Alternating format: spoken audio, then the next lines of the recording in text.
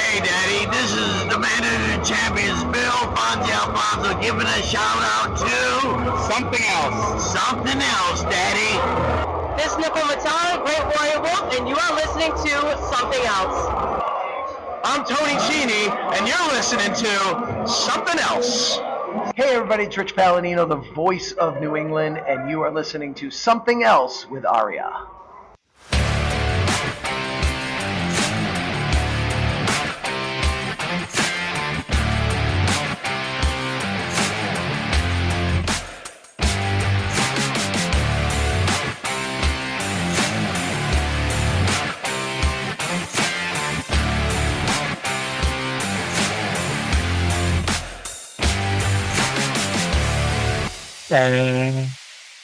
Welcome to episode number 150 of Something Else.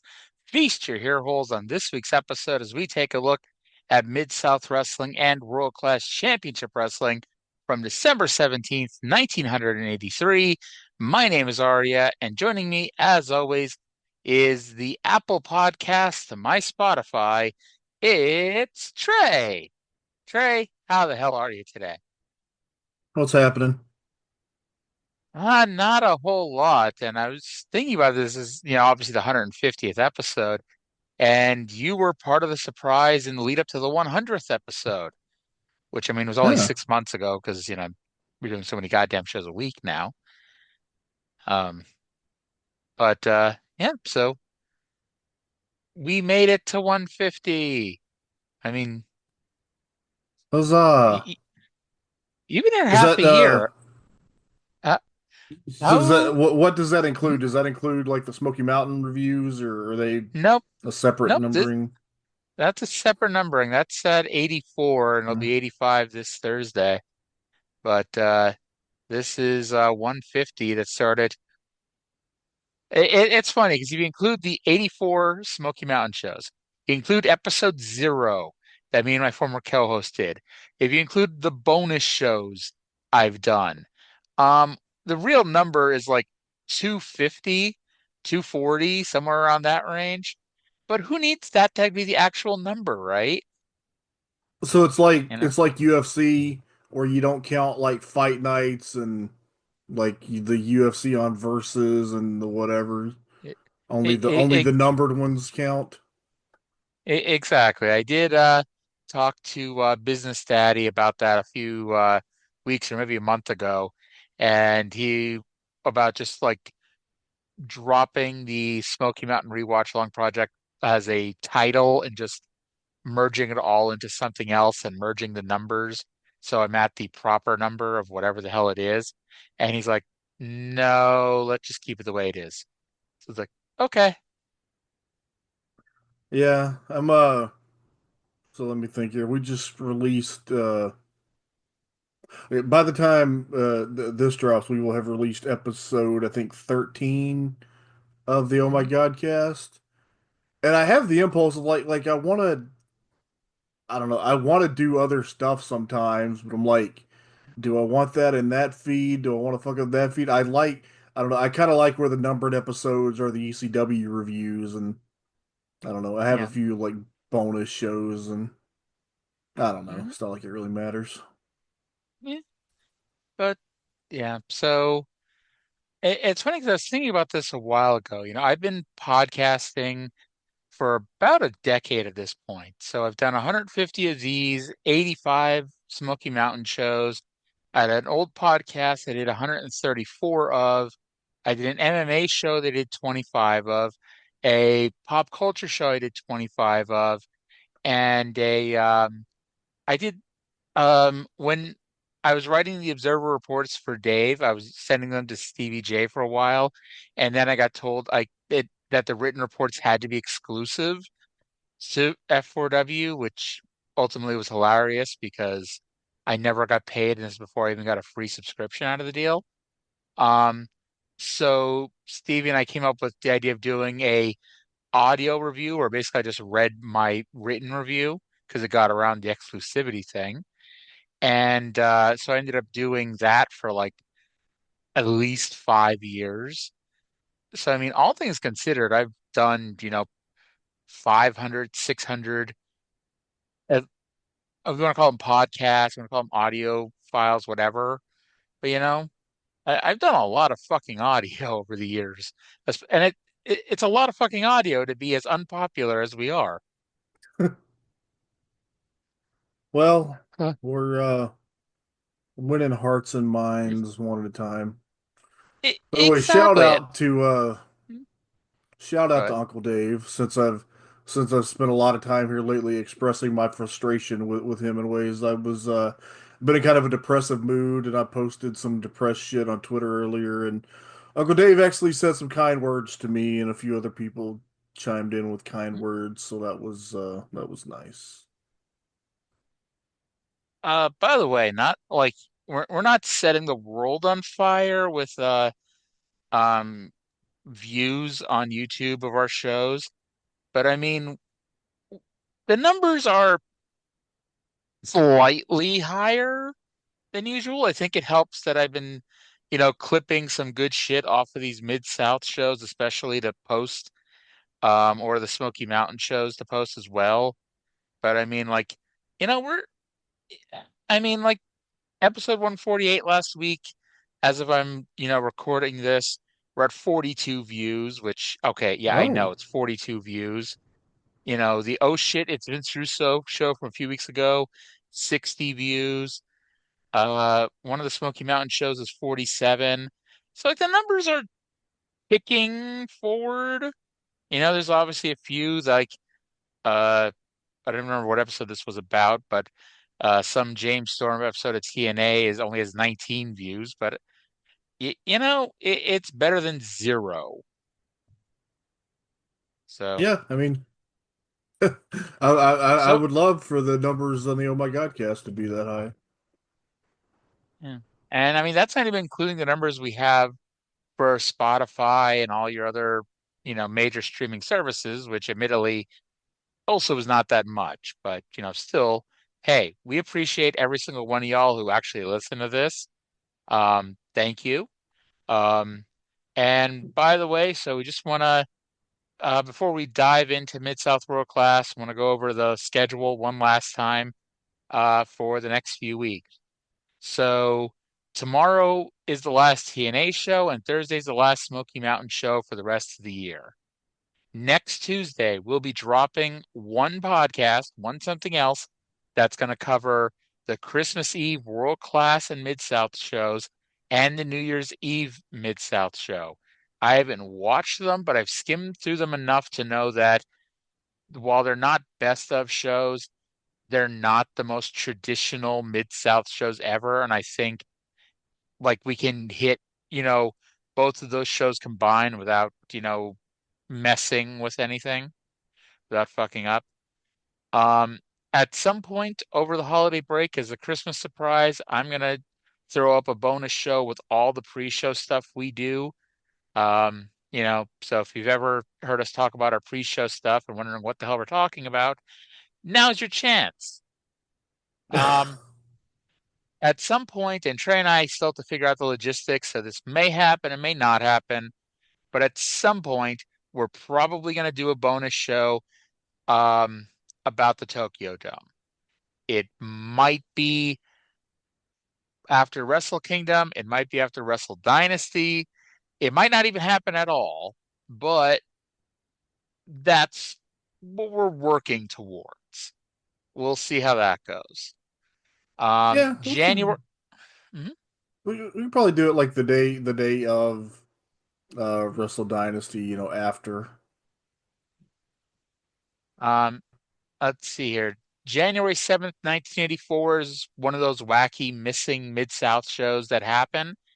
And so on that day, we're going to do the world-class Christmas Star Wars show, which uh, is aired on the December 31st, January 7th, and half of the January 14th Yeah. world-class TV shows. So that's gonna make up for all that. That is also the week that we'll be back for the TNA Smoky Mountain shows. And then the week of January 14th, we'll be back to normal. Yeah. I mean, I'm gonna watch Wrestle Kingdom and Wrestle Dynasty anyway, So like, Hmm? it's no extra work to do a show to talk about them. Yeah. Um, but yeah, it's more of just like us trying to figure out the scheduling of it. It's like I know the last couple of years when I did Wrestle Kingdom, and I mean that was one show versus two, but like Wrestle Kingdom would end at whatever 6:30, 7 a.m., and I would just sit here and pump out a 1 hour podcast. So it's like, we who knows, that might be how we do it, but we'll see. We'll figure it out, and when you see it, you'll love it, I'm sure. All right, Yeah, so Mid South and World Class this week. Um, we have two interesting shows, I'd say. Um, yeah, at least World Class didn't jump off the page, but I think especially Mid South, we're gonna have a lot to talk about here. But let's start Mid South here by jumping into the intro with Boyd Pierce and Bill Watts. Hello, wrestling fans. I'm your host, Boyd Pierce, here on Mid-South Wrestling Television Network. We have such a tremendous card, one of the greatest of all times on television. It takes an expert to tell it about it and explain it. We have that in our commentator, who is also the president of Mid-South Wrestling, Bill Watts. Well, thank you, Boyd. You know, last week, Krusher Darsow took the deep step right into Russian dominance. And Junkyard Dog, I think, made a gesture to try to pull him back, to try to wake him up like he did Pez Watley one time in Atlanta. But Darsow made a commitment that he's going to have to live with. Let's watch what happened last week. All right, so of course we're not going to watch that here, but so apparently we're going to have one of the greatest wrestling cards of all time today. Thank you to our good friend matchmaker Grizzly Smith for this wonderful card. But I've also noticed, like, and we've talked about how the show is not what it used to be when it comes to like Mid South. It's basically become Memphis, and the intros are also really showing that off because we usually had 2 or 3 minutes of Bill Watts pontificating about everything in the world on camera while Reese's holding up two wrestlers in the ring waiting to start their match. And now we've seen this the last few weeks, especially. It's been, you know, Boyd speed reading the ad copy and Bill pretty much immediately pitching it to a video replay of something that happened last week. And that's not bad at all, but you've also noticed they never plug anything that's going to be on the show. And I haven't watched Hmm. enough Memphis TV to know if that's really a Memphis thing or not. But I think it's weird, especially lately, that they have not been plugging what's on this week's show. It's been a while since I watched Memphis TV. I don't know. I don't think they hit it as hard as Mid South used to, but I honestly I don't remember. Yeah, we'll have to check out some Memphis at some point, when we have a spare couple minutes. So Watts is still brokenhearted about Darsow embracing the Russian flag, and then we saw the replay of last week's angle with Darsow, Volkoff, and Dog. And like we mentioned, Darsow seems hesitant at times to really attack Dog and go 2-on-1. He does eventually join in. So it makes me think that, hey, they might be playing a bit of a subtle angle here where like he's embracing Russia, but not really embracing Russia. But we'll see how this follows up because, spoiler, he's going to fully embrace Russia before he fully embraces being a road warrior. But Before he fully embraces being a repo man, before he fully embraces golf. yes, and whatever the hell the Blacktop Bully was supposed to be, before he embraces being a truck driver, I guess. Yeah, was he the? I was about to ask, was he the Blacktop Bully too? I forget Wasn't that he? one. Um, Yeah, I think so. yeah, I don't, I, yeah. I don't Because think I've actually seen that period of WCW. I remember him showing up in the crowd at random WCW events with a ticket, and despite having a ticket, he'd be thrown out for some weird, odd, unknown reason. And then they had the match, the King of the Road match at Uncensored with him and Dustin Rhodes, where they both bladed and so they both got fired. But then they ended up bringing him back, right, to do the I don't know. It might have been like a Eventually, year or two later. honestly, I think it was like I could be wrong. I don't haven't you know my mind has started letting go some of this random ass stuff, but I don't think Darsow is back until like 99, I was maybe. thinking it was 97, 98. Maybe. I mean, there's probably somebody out there listening to this going, "Who cares?" It's between 1 year, but yeah, when you're the two of us, it really is was it Yeah, 97, 98, or 99 kind of thing. But because yeah. I would like to think they probably would have brought him back when they'd need bodies for World War III. So I mean, Pez Whatley got a payoff a couple times for those things. And hey, Pez Whatley's great, but Pez Whatley in 1995 isn't, one of the top 60 contenders to the world heavyweight title. But Well, worked out well for Dustin at least. oh yeah, because like him getting fired from WCW led to him going to the WWF, and I guess with an asterisk because I mean this is probably this meaning 1995 is probably around the time that he had the issues with Dusty and they didn't talk for years. Yeah, Which yeah, you're right because that kind of came out with some of the Gold Dust stuff. because there was some and I haven't watched the Dusty DVD in a long ass time, but I seem to recall the story basically was Marlena was sick, Terry was sick, and Dusty wanted to hang out and do something. And Dustin was basically, no, my wife's sick. I need to take care of her. And somehow that led to a giant blow up and fight. I mean, I imagine there had to be more to it than that, but that's what I recall Dustin explaining what the argument was. I had I bought that DVD when it came out, so I had like the first version, the one that talked, and I was so Yep. sad when it didn't talk anymore. I wish there was a way to like change that battery. I a long I don't want to say a long time ago, but yeah, probably a long time ago. I actually got rid of all my DVD cases because I bought just like a whole bunch of DVD carrying cases and just filled them up with the DVDs themselves because it's easier to carry around five of those than 300 DVD cases. Um, Uh, yeah, I couldn't do that. I did at one point. I got rid of a bunch of DVDs, and I ended up regretting that. But I've tried the ones that I kept and the ones that I've acquired since. I try to appreciate more. I digitized a lot of stuff, and then I got rid of a lot of physical stuff. I kept the stuff that I wanted the most, but yeah, I got rid of a lot of wrestling DVDs that I wish I still had. Honestly, mad that I never followed through on converting my wrestling VHS collection onto DVD. Like I had so many Yeah, fucking tapes, it wasn't even funny, and I just I started doing it, but part of the issue was I didn't have like a speed converter or anything. I had basically you put the VHS tape on one side, the blank DVD on the other side, and you pressed yeah, record, and however long the tape was how long it took to record it. yeah. I had that So, too.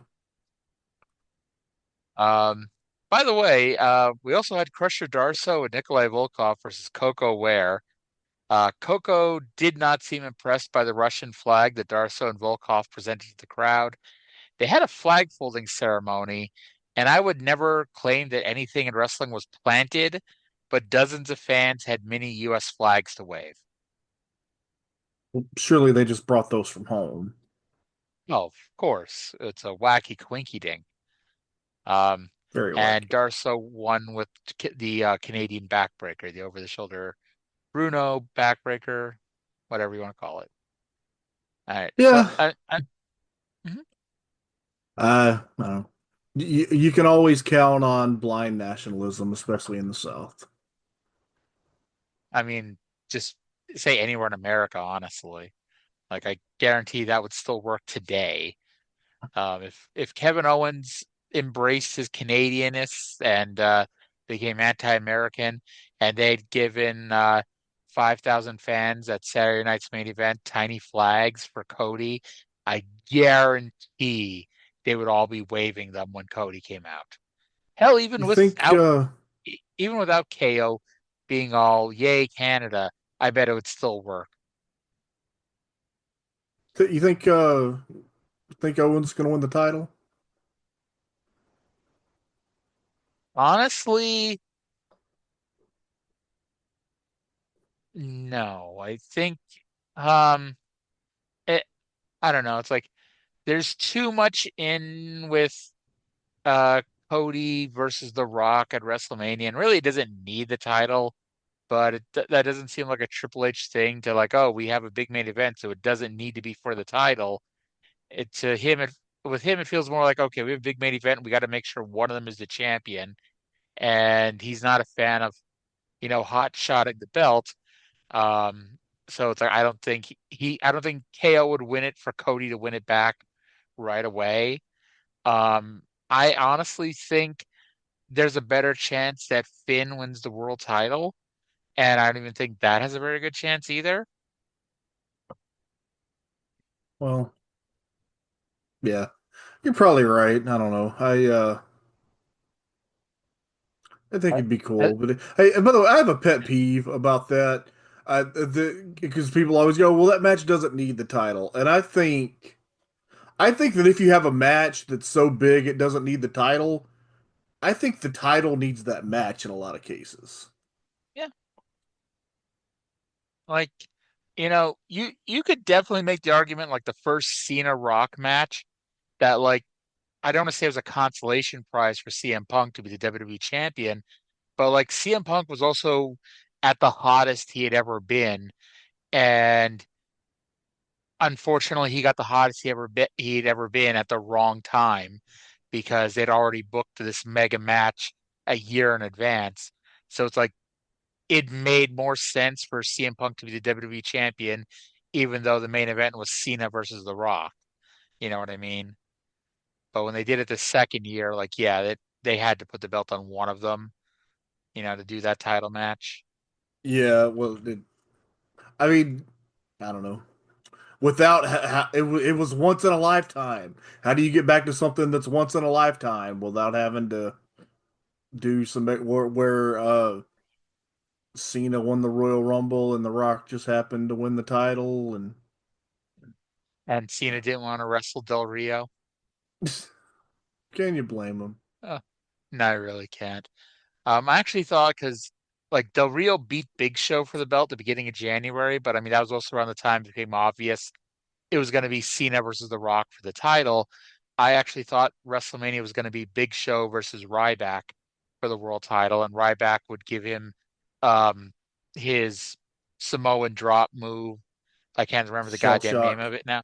Yes, Shell shock. yeah, and then not only did that not happen, the Ryback then lost to Mark Henry, clean, well, about as clean as humanly possible. Or the Ryback. Imagine that man was for like 5 minutes a really hot, act.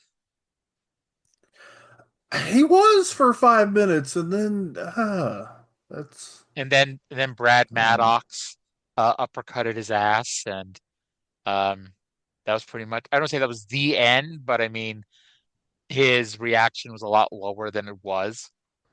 Well, you think he learned how to cope with that by reading The Secret?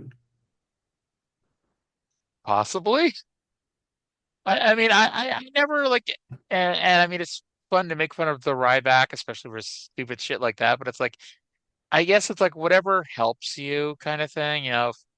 If it really helps him to read The Secret and he gets something out of that, good for fucking him, whatever. But it's like, yeah, it's a little screwy.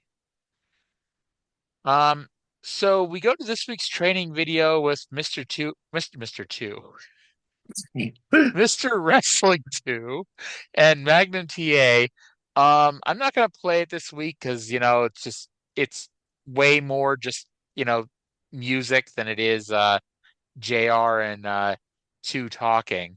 And the obviously you're not seeing this about even when I'm playing the audio, but the video was atrocious. However, Oh yeah, uh, something happened to the PA, tape. yeah, PA was apparently running 5 miles wearing a leather jacket and blue jeans. I don't want to call As you bullshit on do. this, but bullshit. By the way, Uh, uh, the song was "Gonna Fly Now," the theme from Rocky. yeah, the first Rocky theme song. I think they used the same song last week. Did they? I didn't notice I last think week. so, but so then we go back to the arena for Mr. Wrestling 2 and versus Jim the Anvil Neidhart. Neidhart was not a fan of the crowd chanting for 2 before the match. I mean, that does show a bias. And then Watts brings up that 2 was the favorite wrestler of Jimmy Carter's mom, and how 2 met Jimmy Carter when he was the president. And there was a famous photo that I think we brought up last week that you can find online of Carter putting 2 in a side headlock, which, again, breaking kayfabe. I mean, I guess if you're going to break kayfabe, there's no better time to break kayfabe than if the president wants to put you in a fucking headlock. Oh That yeah, definitely. that carried so much more weight 10 years ago than it would now, but whatever. Um, we we got a bit of a wacky little ref bump here. So 2 goes for the knee lift, but Neidhart picks the referee up in a basket hold. So 2 gives the knee to Randy Anderson's ass. Butch Reed runs down and they try to remove 2's mask. So TA runs in for the save. TA gave Reed the knee lift and a belly to belly suplex to Neidhart. The referee woke up as 2 pinned Neidhart with another knee lift as TA held off Reed with a chair. And I know we've basically seen this finish and versions of it 10 million times in the last 2 years, but I thought this came off really well, and I thought it was a really well booked finish. Yeah, my thought was that it was a lot, but it's setting up something, so it worked. By the way, later on during the show, Watts informed us that 2 had chewed TA out for saving his ass. Yes, I could swear I made a note of it, but now I can't find it. Oh, yep, it's towards the end. I put a note about that. Yeah, so Mr. Wrestling 2, who was being beaten down 2-on-1, and the 2 had almost ripped his mask off to reveal his identity. He's mad that Magnum TA helped him save his identity and is an ungrateful asshole. Who is an asshole, man? I'm like, if you know where it's going, Yeah. it makes sense. But he really is coming off like an asshole. By the way, I would like to point out again that we are soon to be the longest podcast to ever do Mid-South Wrestling on a weekly basis, week to week. We got 2 weeks to go. So, yeah, we didn't start by jumping into 1984, Brian and Vinny. We started in fucking 1981. You know, I guess they did too, but then they skipped ahead 3 years. We didn't skip ahead 3 years. We suffered when actually we saw a lot of good shit, but we suffered for a little while there too. You know, So we, if we skipped ahead to 1987, we get done a lot faster. yes, we would. Yes, we would. And ironically, I think Jim Duggan is I'm all over that TV show too as a babyface. So I feel like nothing changed. And I actually think really excited DiBiase's about still on there. 1984, though. Oh yeah, 1984 is going to be fucking great. And Yeah. I know I don't keep mentioning this, but I mention from time to time. We are 8 months left in the era of the Junkyard Dog in Mid-South. And Oh. that's kind of screwy because you know, I went ahead a little while ago just to see because I always heard the story about Watts burying Dog on the way out the door. And like on one show, Dog is all over it as a top guy and all this stuff, and he's involved in all this shit. And the very next week, it starts with Bill Watts very sheepishly being like, well, the Junkyard Dog is left. I guess Butch Reed put too much heat on him, and he couldn't stay in the kitchen. It's like it wasn't. I guess we'll have to watch it more when we get there because it's probably more than just this one thing. But like, it didn't feel like a burial. It felt more like Watts was just so like out Heartbroken. of it that heartbroken. Yeah, literally heartbroken. Not just Darsow joining the Russians heartbroken, but like, and it's weird because especially in this day and age, and yeah, Vince was being an asshole about it, but people left the territory all the goddamn time. And by the time he leaves, Dog is going to have been the top guy in this territory for about 5 years. It's like it, in theory, it was time for him to move on anyway. But of course, just the way he did it, of course, and the way Vince basically got almost everybody who jumped to do it, that's where it went off the rails. Because I think, and I'd have to double check, but I think Piper was really the only person who stayed out of notice, at least as a wrestler. So I think Heenan stayed out of notice too in the AWA. But like, you know, the vast majority of them just stopped showing up. And That's what but Vince yeah, wanted him the to war, do. yep, the War of 1984, it's coming. It's real. And so then we get our favorite part of the week. So Jim Ross is in the ring. He introduces Randy Barber and George Weingroff's penis. Randy Barber still with his skin-colored tights that he had on last week, so it looks like he's naked. And while he's doing the entrance, Jim Cornette is sidestepping in front of the camera to mug, which actually this week tripped up JR. But let's go to what turns out to be the only other piece of audio I have this week, Jim Cornette's intro of his tag team. George Weingroff. Penis. Just come here, Jim Ross. Now let's get to something that somebody cares about. As I've said before, I want some silence to respect me as the most successful and the most intelligent manager of professional wrestling. You know how when there's a thunderstorm brewing up and all those dark clouds are rolling in and the wind's whipping up and you know something's going to happen, but you don't know how bad it's going to be. All over the Mid-South for the past couple of weeks, there's been the same kind of sense, the same kind of feeling.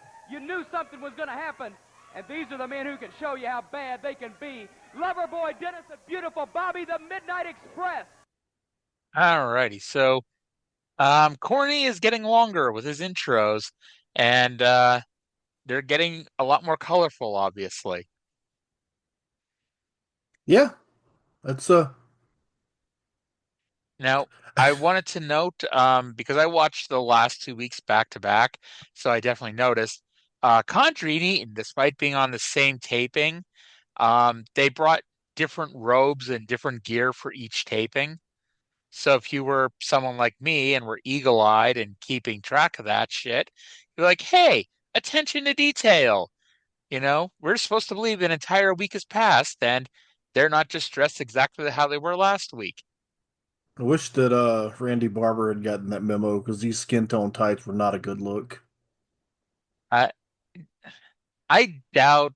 Do you think they like, in between tapings or in between matches, any of them took like a quick, even a horse bath just to kind of like stay loose also, but also to kind of like get off whatever sweat and dirt they had from the prior match? Uh, if they didn't change clothes, I can't imagine they did.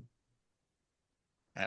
So I got a serious question for you. So Bob Eaton has had a lot of partners in his career. A lot. Like Hmm. it became the thing that if you need Bob Eaton to do something, you put him in a tag team. So who was his best all-time tag team partner? And I'll give you the list here. We have Steven Regal, we have Arn Anderson, we have Dennis Condrey, Stan Lane, Coco Ware, or George Goulas. Daddy said sail. Daddy said sail.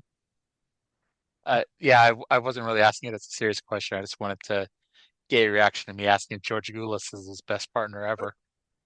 I wish there was footage of that because it's like it had to have averaged out to because Bobby was so good. I And wish The other team that I've Uh, heard so much about that I wish I could see was Dennis Condrey and Phil Hickerson. They were supposed to have been a hell of a team. I bet they were a great team. Phil Hickerson's one of those guys that's like, I don't want to say he's underrated. I think he's pretty properly rated to the people who know who he is. But the problem is a lot of people don't know who the hell he is. Or only know him Um, as P.Y. Chuhai. and I think he's coming into the territory soon-ish. Ish. By the, by the way, you didn't name, and I don't know how long it lasts, but right now in my 1993 WCW watching, the Beautiful Bobby's teaming with Chris Benoit of all people. That's right. Yeah, they at Slamboree 93 they had a tag team match, I know. Doesn't he like I I could swear and I'd have to really go back and look that in for a very brief time in like 94 he was teamed with Steve Keirn in WCW. Like they brought back Skinner and you know, Huh. I could be So, wrong, but I have that memory. By the way, Midnight Express won with their back suplex elbow combination. So by the way, then we had so I have to say something about this. So Watts uh was trying to convince us that Bobby Eaton looks mean. Bobby Eaton looks like a sweet puppy dog. Now, yeah, Dennis can look mean. Bobby Eaton never looked mean. no. He can try, but there's a reason Bobby just kind of I don't say he stood in the background, but he, basically stood in the background. Yeah. Um, by the way, I was correct. Bob Eaton and Steve Keirn wrestled in WCW in '94 for about 6 months. And depending on the week, their tag team name was Bad Attitude. The Fantastic Midnight was Yep, didn't occur to anybody. apparently not. Apparently not. I'm like, and this was during the time where I was watching as much wrestling as humanly possible. So if there was wrestling on TV, I was watching it, and I have zero, zero, zero, zero memory of Bob Eaton and Steve Keirn. Although looking at it, it doesn't look like they ever wrestled on Worldwide. And I think we've mentioned this before. We didn't get TBS in our area until like 1998. So the only until Nitro started, the only WCW show we had was Worldwide, which how we became WCW fans, who knows? Because that Worldwide was certainly not the greatest show in the world. But I yeah, I really regret that I didn't start watching wrestling until 1999 because I had TBS the whole time. I just didn't know there was wrestling on it. all right. So up next we have the match of the night. Um, Junkyard Dog, who, if you don't remember, is the North American champion, versus King Carl Fergie. And there is good news to this match. The good news is they spelled Carl Fergie's name correct this week. Uh, Bad news that is was was everything else that happened in the presentation of this match. So uh, first of all, like they had to have known something was up because Dog's music didn't play properly, and so the intro of the match was a little bit off because they usually don't wait until the music hits the crescendo for JR to do the intro, but instead it never really did, so they just went at it. Watts at one point said Junkyard Dog, and I quote, is full of toothache and frustration like he ate a pot of burned beans due to Darsow turning on him a few weeks ago. All right. So by do you the want to way, cover? Mhm. okay, I will cover what you're talking about, but yeah, I have to note because we had a whole conversation last week about how many kings are on the show. Watts noted that Dog was voted King of Houston by the fans, so Yeah. I will personally bow and show fealty to my king, the Junkyard Dog. That was about a year or so ago. Um, for like one week, he had a crown when they would show the Houston stuff. and that was it. I think they Now, realized that was kind of stupid. so when he wrestled Harley Race at WrestleMania 3 for the King of the WWF, was that also for the King of Houston? So also did Harley Race become the linear King of Houston, and then I mean, if Haku is the king, he's still the king.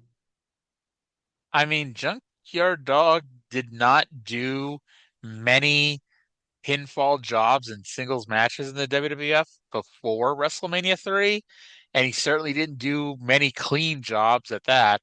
So I would go as far as saying, yeah, that made Harley Race the linear king of the WWF, which I'm sorry, the linear king of Houston, which I'm sorry, just made me cackle. And thus, I mean, if we were to go sit here, like, do the linear title, like I bet Hogan beat Harley Race a few times. But yeah, let's just go with Haku as the linear king of Houston, and no one ever questioned it. Absolutely, I would never question King Haku. He So, is a very nice uh, man. yeah. So Fergie tried to get the jump on Dog. It did not work. Dog just kind of beat him up for a little. Then it went about 3 minutes. Fergie it made a little comeback, and then Carl Fergie tried to do a diving elbow drop, and I don't know what the fuck happened here. He I think he slipped on he the middle didn't rope. he did not jump off correctly, and in the process he slipped on the middle rope and just ate shit. And I'm sorry, but I laughed and laughed, and Dog hit the thump for the pin. It wasn't even that. Pork. Dog, like, just stood there for a second, just stared at him. Like, what the fuck, dude? And then gave him the thump for the win. Um, Poor Carl if you're Fergie. gonna go out, you might as well go out on a high note because while this is not technically a loser leaves town match, Fergie never wrestles on TV again. So I goodbye, mean, King Carl Fergie. would you put him on TV after that? I mean, they brought Larry Higgins back, and you weren't here for that Paul Orndorff match, but they put Larry Higgins on TV for a few weeks after the infamously bad Paul Orndorff match. So their standards for TV jobbers are pretty fucking low. Well, the King Carl Fergie was did not meet that sterling standard. So speaking of Larry Higgins and speaking of kings, Jerry the King Lawler versus Larry Higgins. And the match started with Jerry Lawler pulling up the strap. So I guess business isn't on yet. Now, the code of honor was adhered to, and that is important to note. They did shake hands before the match. I don't believe they shook hands afterwards, though. Um, and notably, Watts name drops Jerry Jarrett, who is here tonight, and says that Jerry is a sly fox. And I don't know if sad is the right word, but I wish they would have gotten Jerry on camera, even just to do like commentary for this match or something. But unfortunately, Jerry stayed in the back. I think that would have been interesting to have Jerry Jarrett and Bill Watts doing commentary, especially on a fucking Jerry Lawler match. Um, So did you make note of the historical moment that happened here? they announced that they have an exciting announcement, which is the creation of a TV title, which quote unquote may be in the works. And the winner of the tournament will also get $10,000. Now And then, hmm?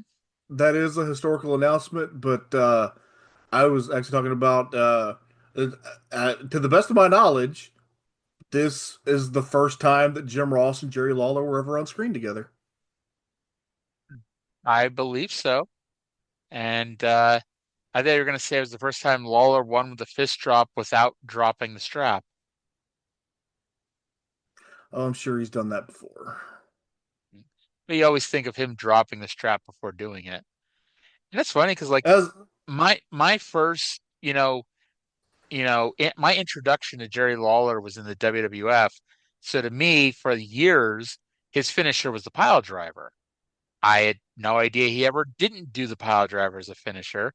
So when I think it was honestly, legitimately, I don't think it was until I started reading his book when he put that out in like '02 or '01 that he's like, oh yeah, people know me because I would get up to the middle rope, drop the strap, and do a fist drop to people. I'm like, when the hell did you ever use a fist drop as a finisher?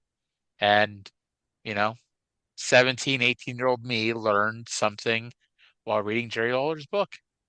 It's a really Any, good book, if I remember. I haven't read it in years, but I read it several times back in the day, and it's like, I don't know, just as like me who just I was soaking up all the wrestling history that I could find, and that was like Mhm.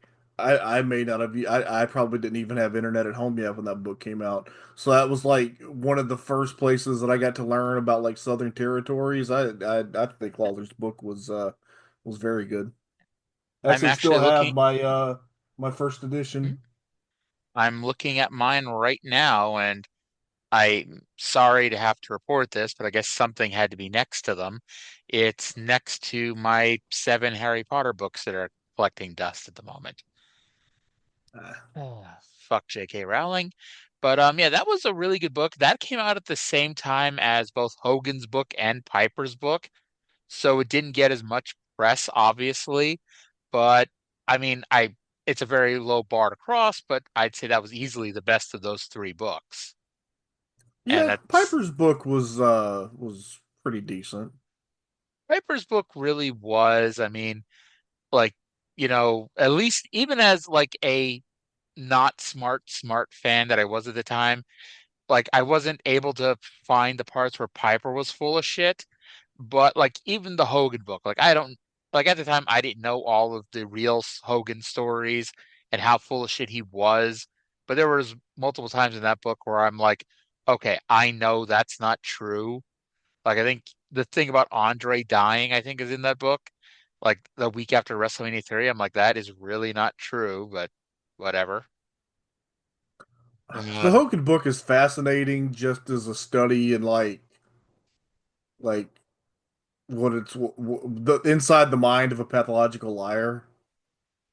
the funny thing is, do you remember like before that book came out, there was a big to do with Hulk Hogan and Linda McMahon because Linda was pissed that Hogan didn't credit Vince enough in his book for how big Hogan got, and like it almost led to like the book being pulled.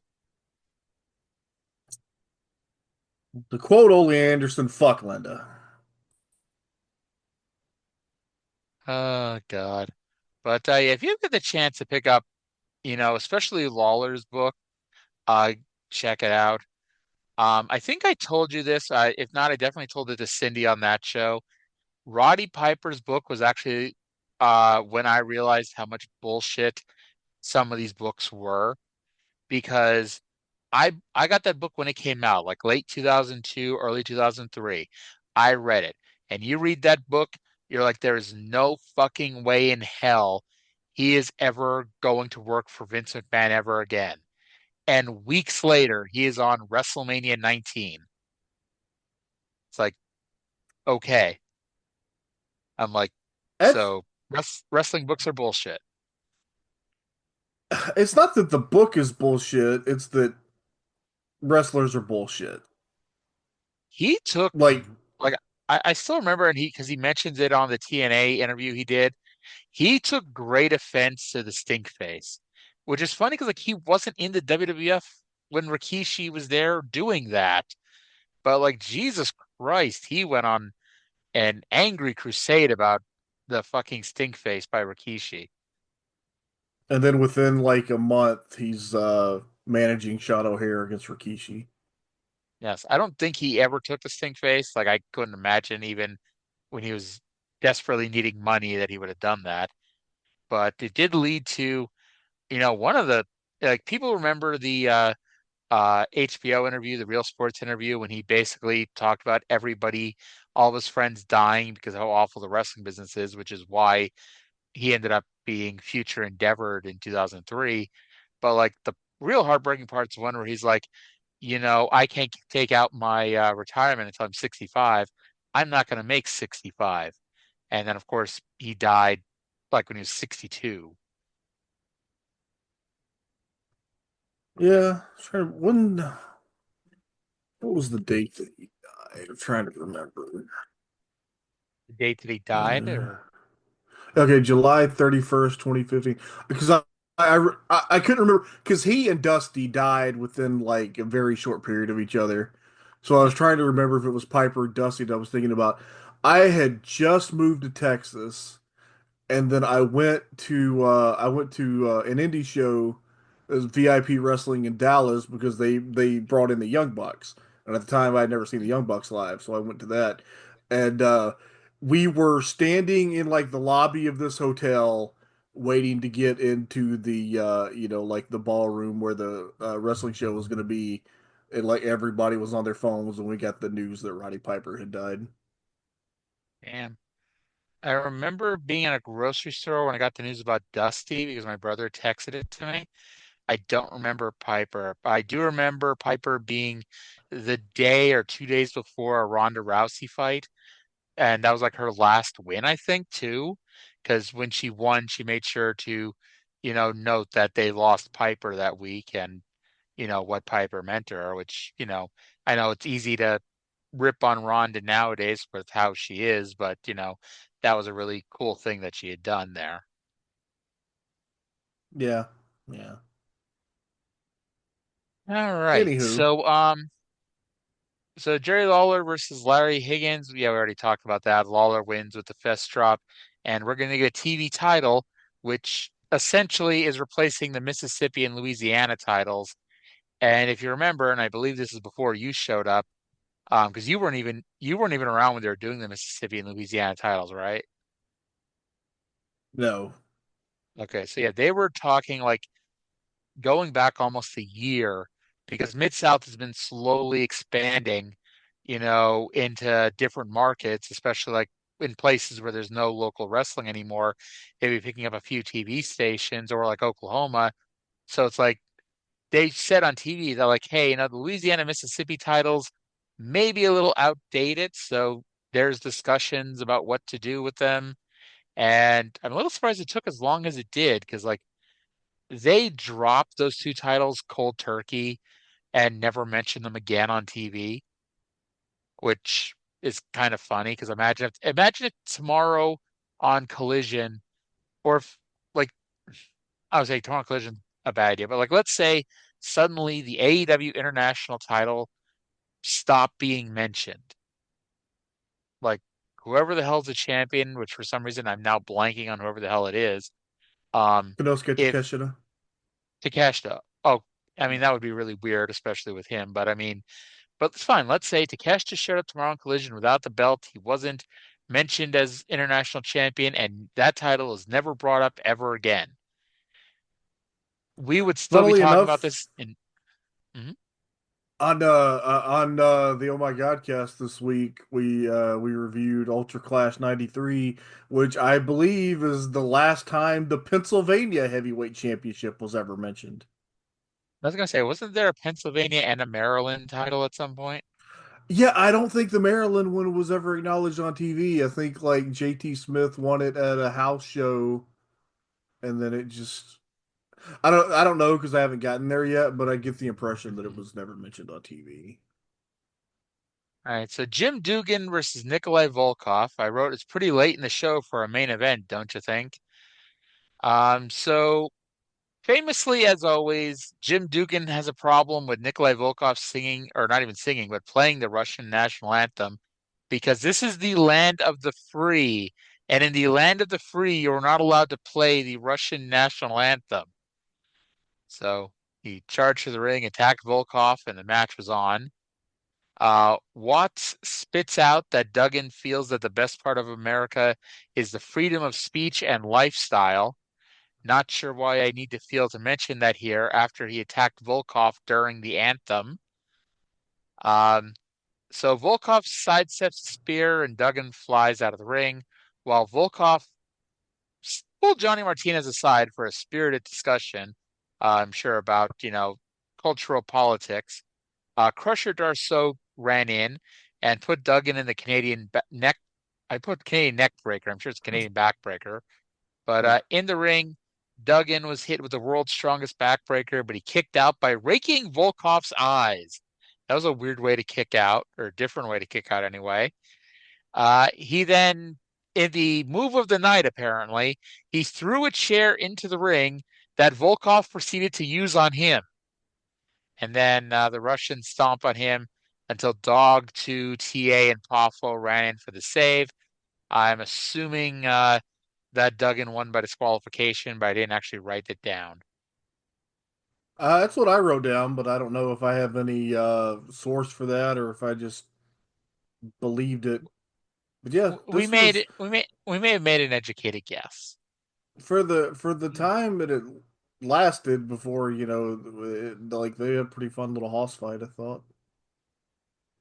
Indeed, I enjoyed it, and we talked about it. Like so many people, like you remember as WWF stiffs, like some of these Yeah. people were so much better in a territory like Mid South, where they weren't the greatest wrestlers of all time, but like Duggan is a good wrestler. Volkoff is pretty good. Darsow is still green, but I mean, he's got flashes of brilliance here. Dog is better. Well, Dog is probably about as good as you expect, but I mean, he's better than, the 90 WCW run. But still, it's like, these are all people that when they get to the WWF in a few years, you're like, oh, these lazy WWF wrestlers who can't go. I was like, no, they can go. Just that schedule really did not encourage people to put forth their best effort every night.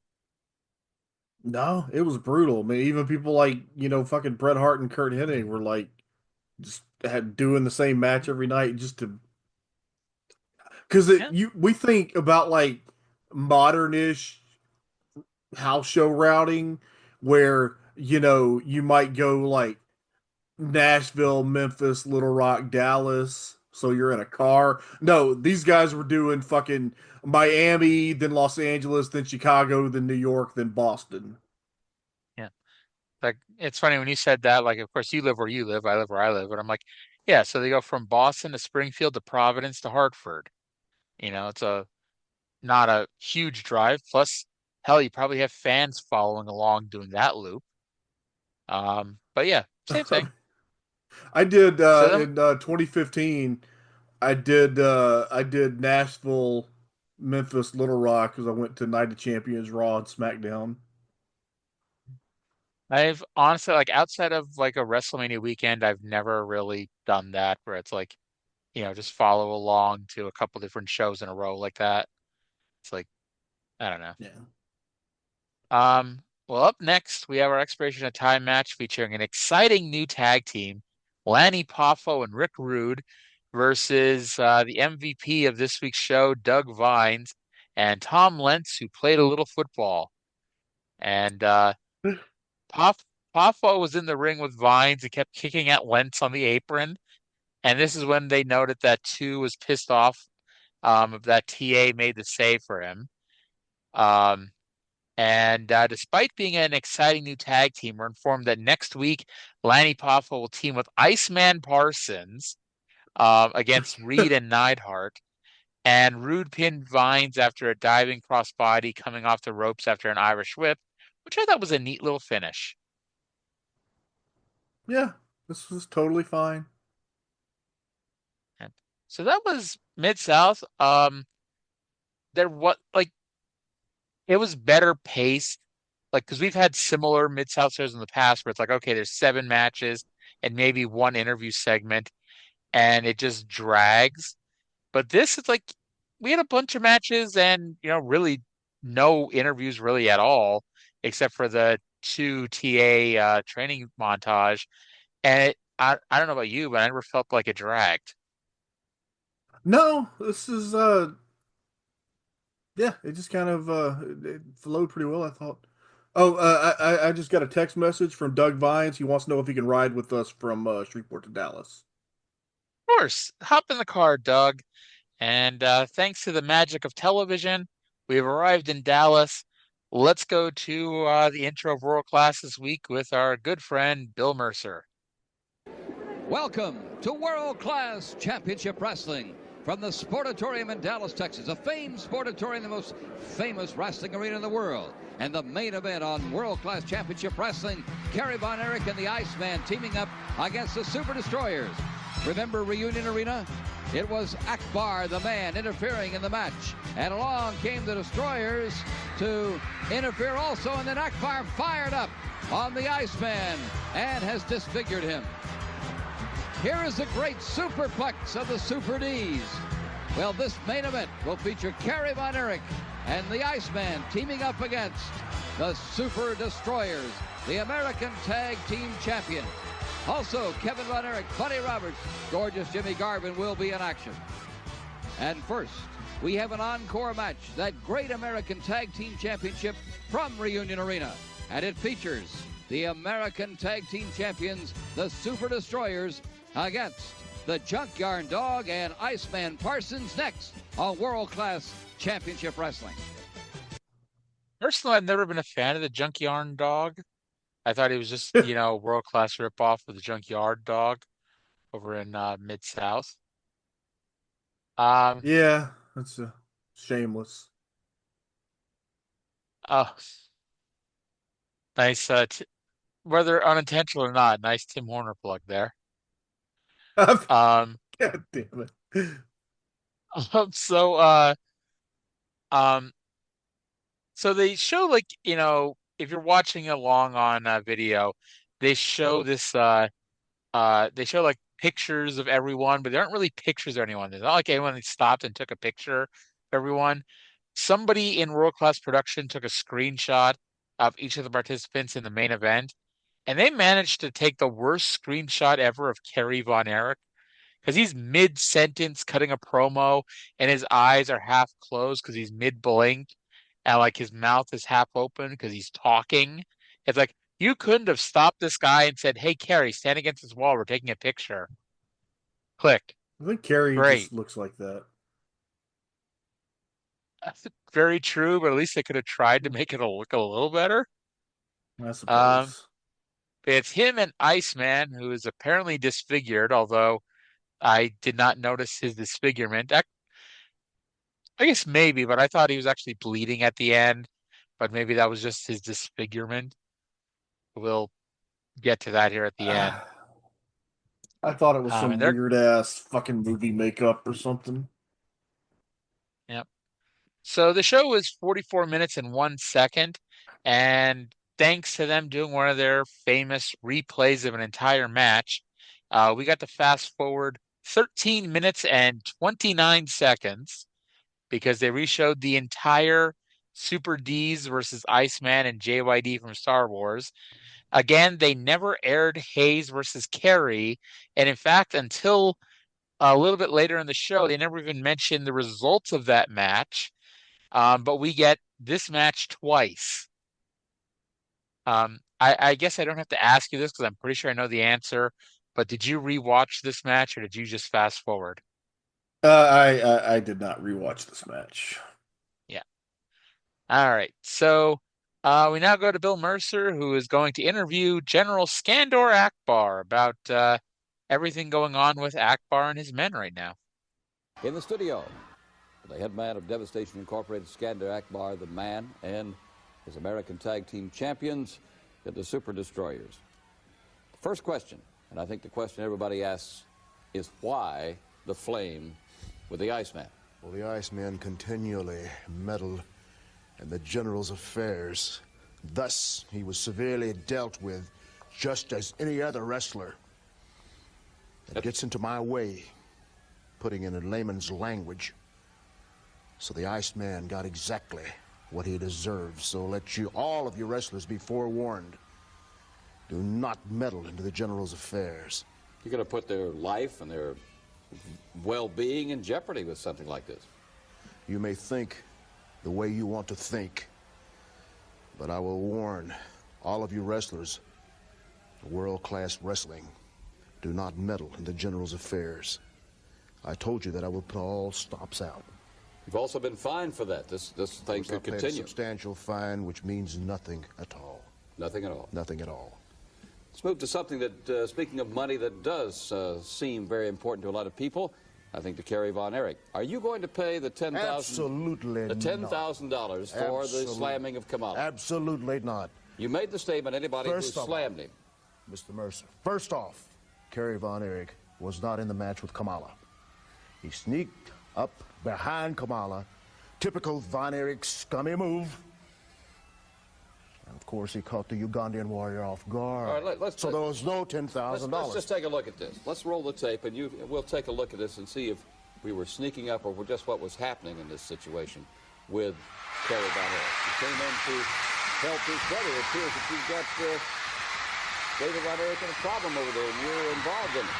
Now, David Von Erich has no business putting his dirty hands on the general. And Kerry Von Erich with a slam of Kamala. There it is. And you see catching the Ugandan warrior off guard. Absolutely off guard. There will not be $10,000, Mercer, to Kerry Von Erich for this devious deed, sticking his nose, and there, sticking his nose where it doesn't belong in the general's affairs. Now, David Von Erich was substantially beaten in the match by the Ugandan warrior, and here comes Kerry Von Erich. What else can I say? No $10,000. You didn't stipulate that it had to be an official bout. You said $10,000. Let's move on to another subject. All right, let's move on to this big subject behind you. Super Destroyers, the American tags, and they have successfully defended their title. And I'm getting a lot of complaints from the other wrestlers. They don't want to wrestle the Super Destroyers in tag matches. They possess the most devastating hold in all of wrestling. It's called the Superplex. It's a super modified version of the regular suplex that you see continually, perhaps each night that you go, you attend world-class wrestling matches. However, the Superplex, I defy any wrestler to walk away from the Superplex. And consequently, no two wrestlers want to risk their career getting in the ring with the Super Destroyers. Watch them because they are going a long way. Thank you, Mr. Akbar. Thank you, Destroyers. And all right, so I love these world-class sit-down interviews. You know, obviously when they do like the 30-second stand-up by the ring apron, you know, there's only so much you can do in that kind of scenario. But I love these sit-down interviews because when they do these, it's for people who usually have a lot of different storylines and angles that they can sit here and just rattle on for 3.5 minutes, but it never drags because it's not just Akbar talking about Iceman Parsons for 4 minutes. He's talking about Iceman Parsons. Then he's talking about Kerry Von Erich. Then he's talking about the Super Ds. And so it's like, it feels in some ways like 3 entirely separate promos, but it's one long promo and it progresses 3 different angles on the show. And it now makes you want to see Akbar have his men at least get his ass kicked or their ass kicked by, you know, Iceman and Kerry and, you know, any random tag team in the company. I love these things. And, you know, it's one of the things I always love about World Class when they do outside of the ringside area, especially stuff like this, and that they've shied away from since we started back in March, but they do pop up here and there. That Akbar is just a bad apple. He seems like a very untrustworthy fellow. Yes. I still have to find that video of when they went to Akbar's offices and he talks about how he can't have any of his men lose matches because it'll ruin his negotiations with OPEC. It's a tremendous, tremendous piece of business. OPEC is going to be influenced by fucking Kamala's win-loss record. Yes. And Yatsu. That was when Yatsu was here and pretty much undefeated for a while. And the funny thing is, like, right after he cut that promo, like, all of his guys kept losing. Like, man, OPEC is not taking you seriously, are they? Okay, so I mentioned how much I liked a lot of this promo. The one thing I did not like was, and this was not us, this was not bleeding through or anything, they left in crowd noise for some reason. So you could hear the bell ringing in the background. What's his name was doing a ring introduction, Mark Lawrence. You know, I don't know why. Because like I doubt this was filmed at the Sportatorium during a show. Because you'd be like, why the hell would they do that? But I guess that'd be the only thing that makes sense. Because then why the hell would they otherwise have this random background noise? But I just thought it was a little too distracting to have this during this very good, serious promo here by Akbar. Who knows? Maybe Fritz rented out the office for a porn set or something. And Mark Lawrence was doing introductions. Yeah, that'd be a fantastic porno. Do you think I don't, he introduces the officials of the porn? it's entirely possible that Mark Lawrence was just drunk and playing announcer out in the ring. And he had the ring bell and he was clanging. You know? Yeah. Oh, poor Mark Lawrence. If this show was popular, we would get sued by so many people, or at least get enough cease and desist letters that like this show would be so completely different. One of these days, one of us is gonna Yeah. get famous for something, and then somebody's gonna go through the archives, and we're gonna get canceled. Honestly, a few weeks ago, when I became famous for MVP trolling me at Full Gear, I was like, this could be a bad thing. Someone could suddenly discover our archive. But nope, nope. Zero bump off of that one. Jimmy One of Garvin these, with Jimmy Garvin with none. Precious versus Doug Vines. Yes, the same Doug Vines who was just doing a job in Mid-South. I don't know how long she's blonde, but Precious just looks weird with blonde hair. I don't even know what her natural hair color is, but like my introduction to Precious is Mid-Atlantic Precious, where she's got dark hair. And so like obviously it's the same woman, but like it just doesn't look right. I have not seen that period in Mid-Atlantic, so Well, it was like I don't know. I thought, when Kevin Sullivan said that Patty was with him before she was with you, Jimmy. Ha ha ha. And all that fun stuff. huh. Um so Mercer tells us that there is a rumor going around.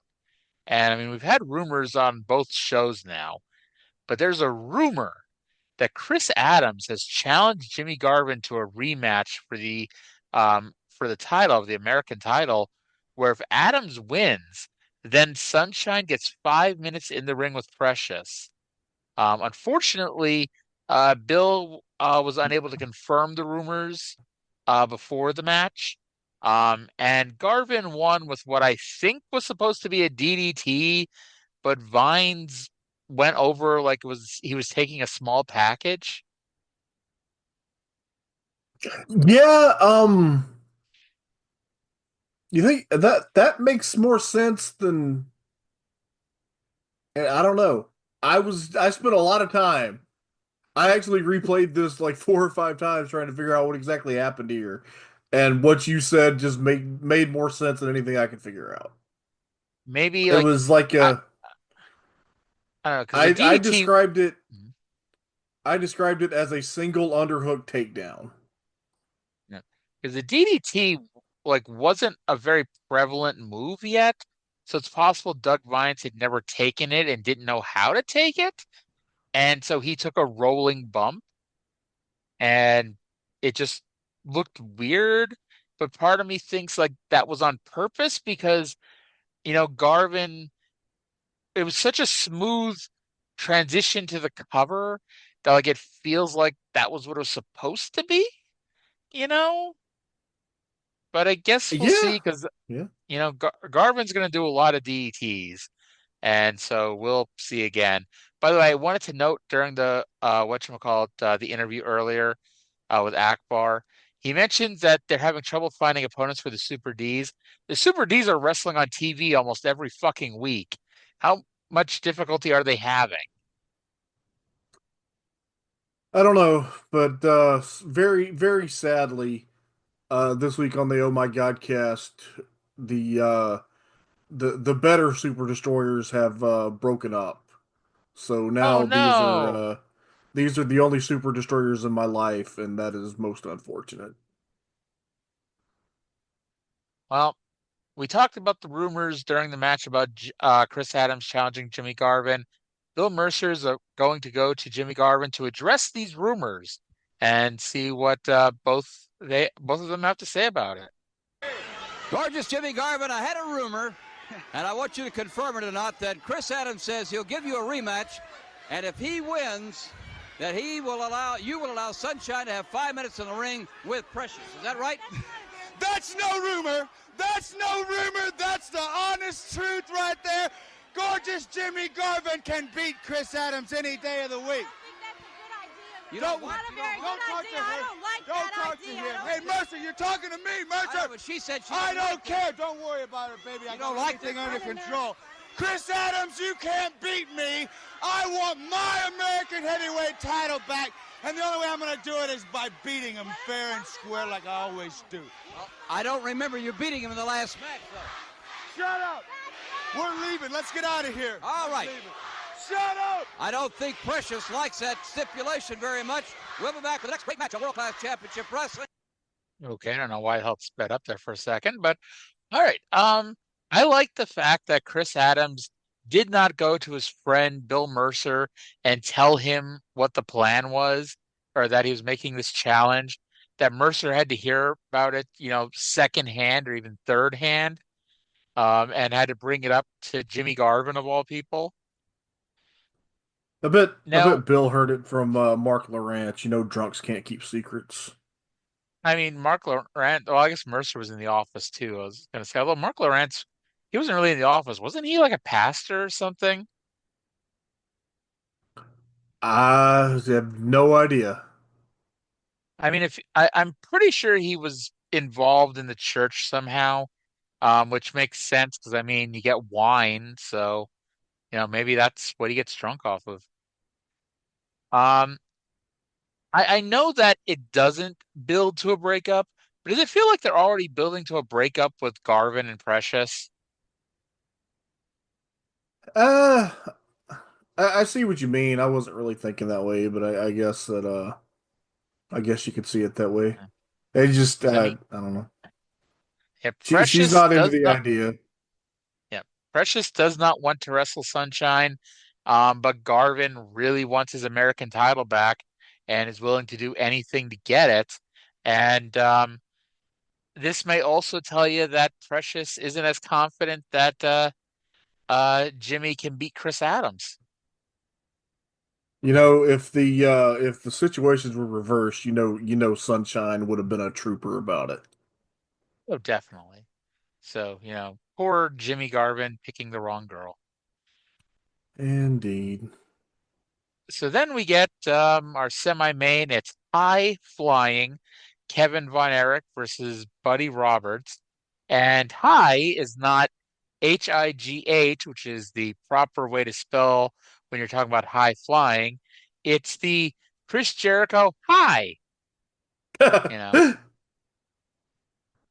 it like a hi-fi stereo? Yes. Yes. Did you they did the graphic before the match where like high flying Kevin Von Erich versus Bald Bird Buddy Roberts, and then when they introduced the match, they introduced Kevin as high flying Kevin Von Erich. So I'm like, that's apparently now his nickname. Hi guys, Kevin Von Erich. Can we do that? Like Kevin hangs around AEW some. Can we get a segment where Kevin encounters Chris Jericho and Chris Jericho says hi? And it would be just to entertain me. Just like I am so disappointed that they've never like I really want some kind of conversation with Austin and Colton Gunn where one of them gets the opening to say, "Oh no, Mr. Ass is my father."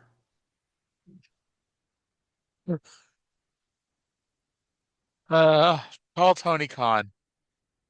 And I'm sure TK listens to this show because why the hell wouldn't you? Why wouldn't he? Uh, Exactly. make it happen, TK.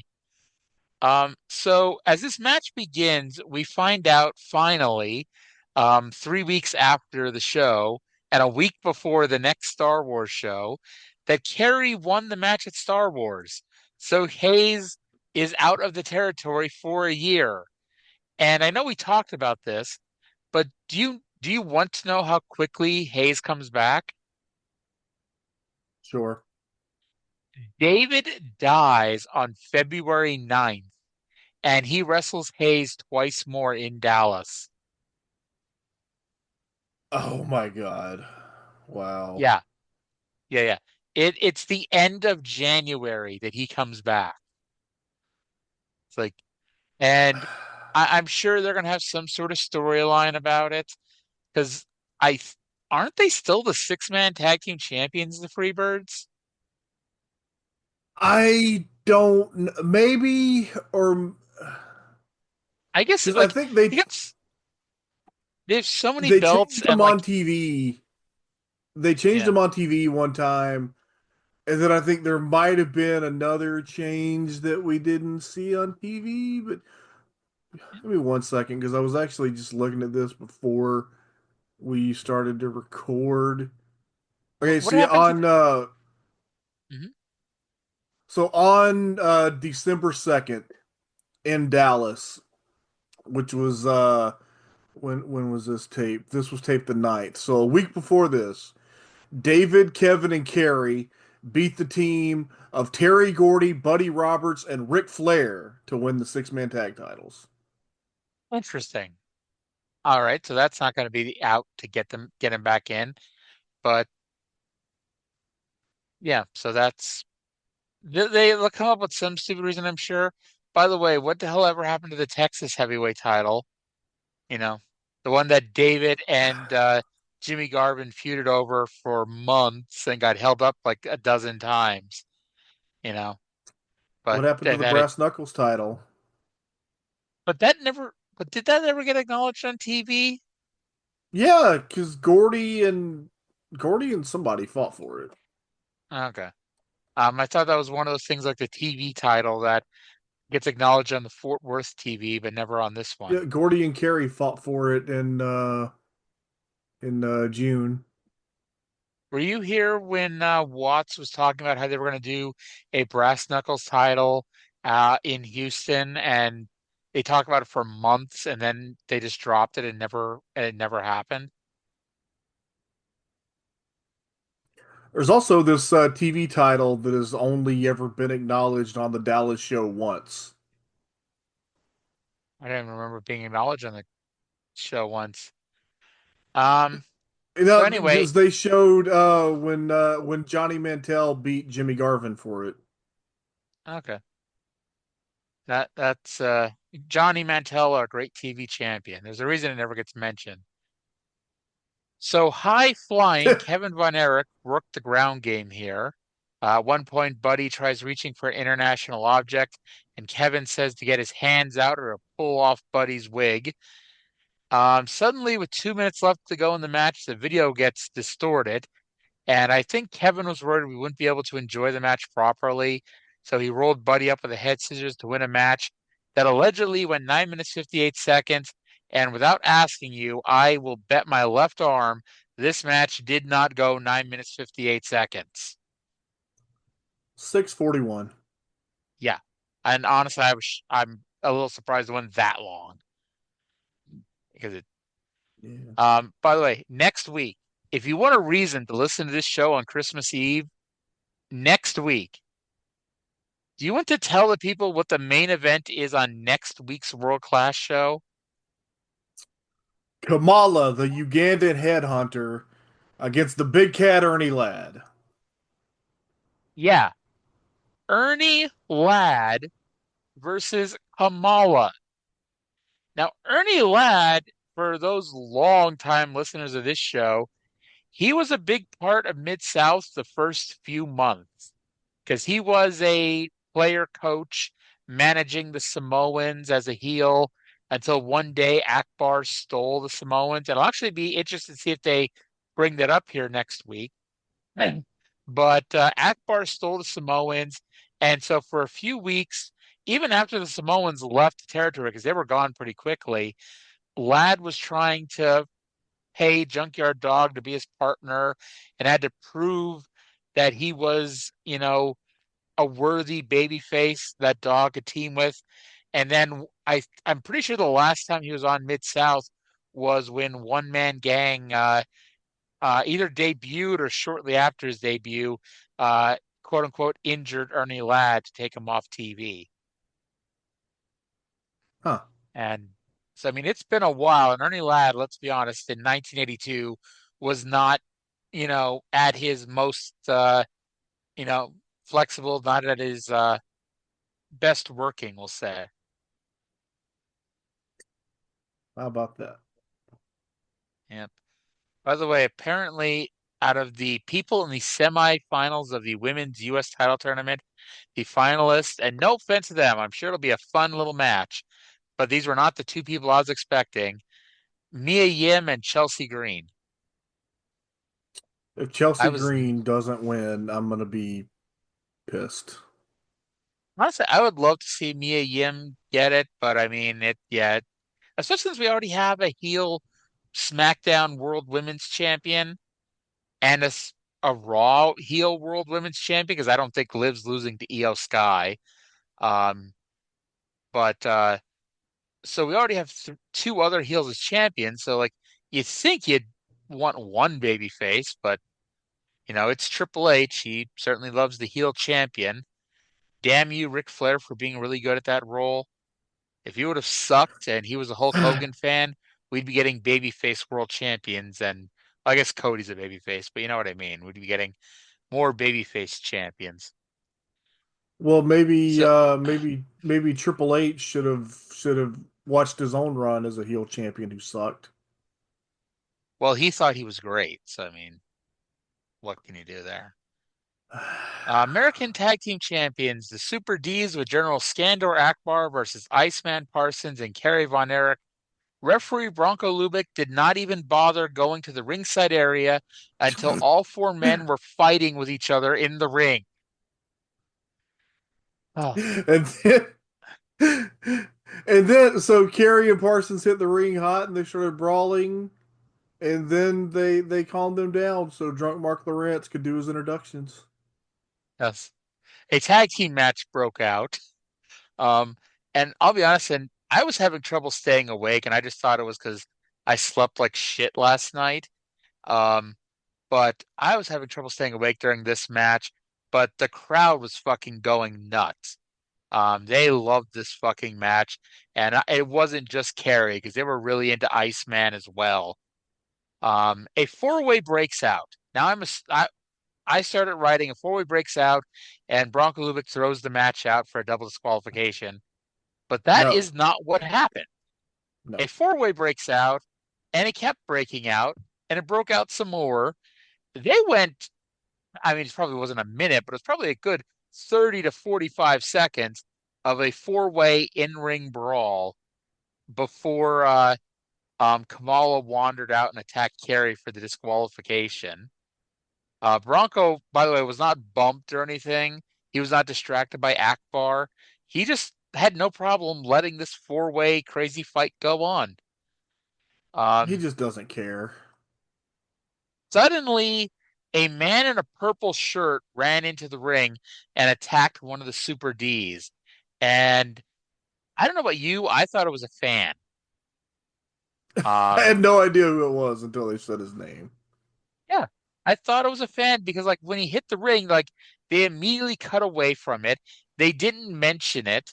And, like, 30 seconds later, they went back and they're working spots. I'm like, oh, I guess it's not a fan.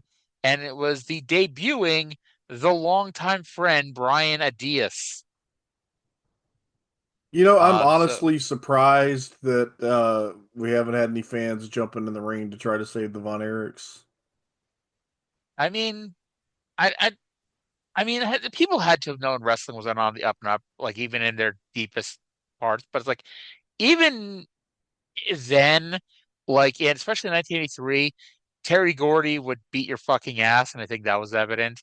Kamala Yeah. looked like he could kick your ass. And keep in mind, it doesn't matter whether or not you can kick someone else's ass. It only matters if it looked like you could. Sometimes that's the most important thing. Yeah.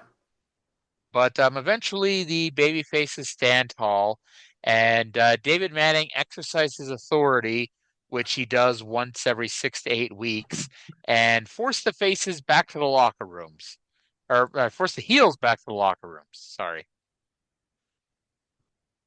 Yeah. That's what happened. Yeah. All right. So we got a show closing promo here, and if you can tell me what Kerry Von Erich says the first half of his promo, I will tip my cap to you, fans, listeners. Von Erich, Brian and Diaz, the Iceman. You had a little revenge. I imagine you want more. That's right. That revenge wasn't enough, sucker. Look at this. Look at this. I got to live with it. You started it. I'm going to finish it, sucker. I want that more. I want the Super D's. I want them. I want them. I want them. Hey, Iceman, Kerry, you will have a chance. Like I told the Dallas and down the people of Texas that I was going to make Michael Hayes leave Texas.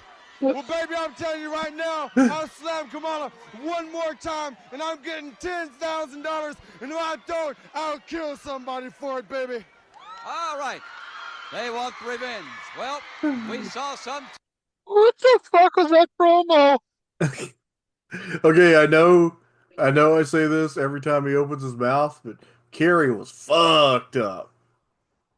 We watch Smoky Mountain every week, and we've been talking about how they're having a contest to see who can cut the best promo. I'm fairly certain Iceman and Kerry had a promo to see who could cut the worst promo on here. Because, like, Iceman, like, this is when I thought, like, he was bleeding or something. Because, like, his face is a little red, it's a little pink. So I'm like, okay, it's some dried blood or whatever. But then it's like, that could just be and hey, because they set his fucking face on fire, so this may not just be a makeup job, but it could be the selling from the burn, the fireball. And then Kerry said something. Something about the people of Texas. I think he said Dallas in there.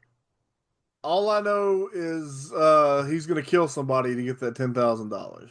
Yes, he then threatened to murder people if he didn't get his $10,000. Great baby face. And Iceman wants them. He sure does. At least they know who he wants, But them. Yes. Kerry threatening to murder. I'm assuming he's going to murder Akbar if he doesn't get the money. But, oh, God. I actually had forgotten that was even an angle that, they were doing 10 grand to anyone who slams Kamala. So it's like, it didn't even register to me when he did it. But honestly, I believe was the first I've heard of it. Okay, so maybe it's not just me. Maybe that was, whatever. All right, so that's the end of World Class. These weren't the best two shows we ever saw, but far from the worst. I thought World Class, even though I was struggling at the end to stay awake, wasn't a bad program. And Mid-South, like we said, it was pretty good. Yeah, I heard nothing that you just said because the audio went out, but I agree, it was pretty good. Yeah, I noticed for some reason my internet decided to act wacky here, even though it still said it was connected, but whatever. All right. So by the way, Joe Hendry is going to get another shot at the TNA World Title in January. Congratulations. Yep, we'll see if he actually wins the belt. Although, like, honestly, I think I know we discussed this. You and I discussed this when he lost in October at Bound for Glory. I don't think he's going to WWE full time, unlike Jordynne Grace. but I do think he's going to be in the Rumble. And I think, like, if he's going to be in the Rumble and he's not actually signing with WWE, he should go as the TNA World Champion. I can definitely see them doing that. Yeah. Um, but yeah, that should be interesting. Although it's like the matches weren't that great, you know, anyway. But I think it was part of it. Just there's some pretty bad booking at the at Bound for Glory with that world title match because you had Kazarian as the referee, you had Ryan Nemeth running in, you had the continued random ass John Layfield angle, which one of these years that's going to pay off, I'm assuming. I But think he's getting geared up to wrestle again. I don't know where that'll be, TNA or GCW or. Mhm. All right, so um, that's gonna pretty much wrap things up here. Do you have anything else you want to tell our fine listener? Listener, I really need you to come listen to the Oh My God cast because it's I don't know if it's good or not, but I try really hard, and as I said before, it's definitely not any worse than this show. So would love to get No, I aspire that's going to be my goal for 2025 is to get the Oh My God cast up into double digit listeners. there you go. All right. Well, for that, I want to thank everyone for listening. Hope you all enjoyed the show. If for some reason you don't listen to the show the rest of the year, have a good holiday. But seriously, listen to some more shows. But thank you all for listening, and we'll talk to you again in 7 days. Bye.